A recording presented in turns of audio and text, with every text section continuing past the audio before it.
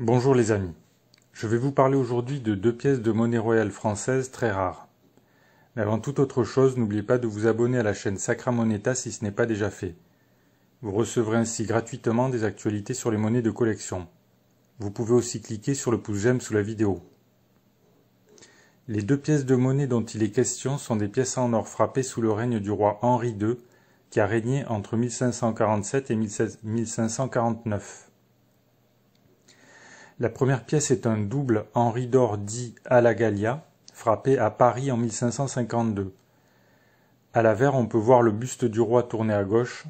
Il porte une couronne de laurier à la façon des empereurs romains et une cuirasse richement ornée.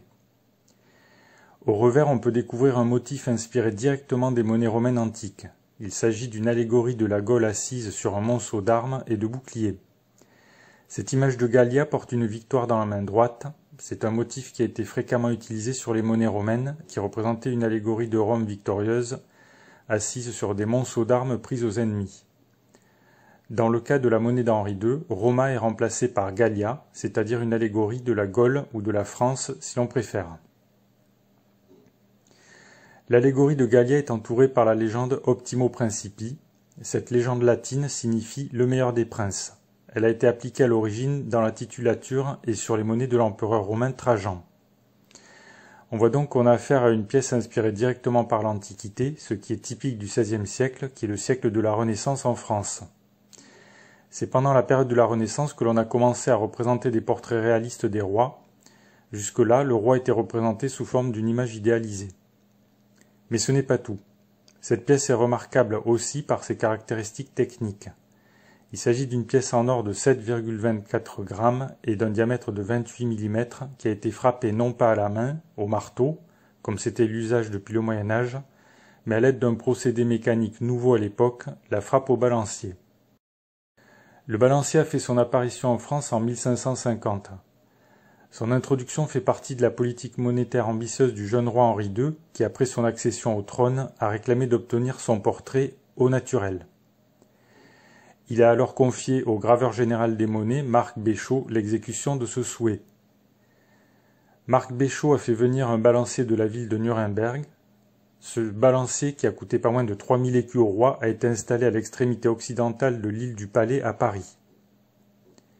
On parle de l'atelier du moulin en raison du moulin à eau qui actionnait les différentes machines destinées à la fabrication des pièces de monnaie.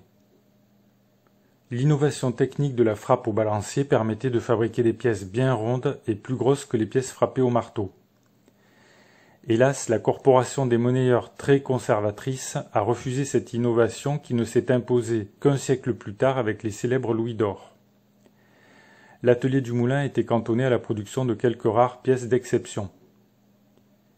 3 pièces en or à la Gallia ont été fabriquées, les demi-Henri à la Gallia, les simples Henri à la Gallia et les doubles Henri.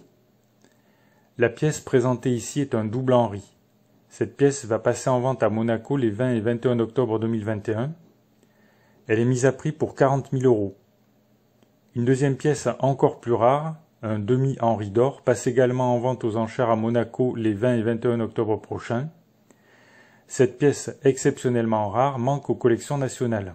Elle est mise en vente pour 70 000 €. Pour en savoir plus sur ces deux pièces et sur les monnaies royales en général, cliquez sur les liens sous la vidéo. Si cette vidéo vous a plu, n'oubliez pas de cliquer sur le pouce j'aime sous la vidéo. Vous pouvez bien entendu laisser vos questions, remarques ou commentaires dans le fil de discussion. Merci pour votre attention et à bientôt.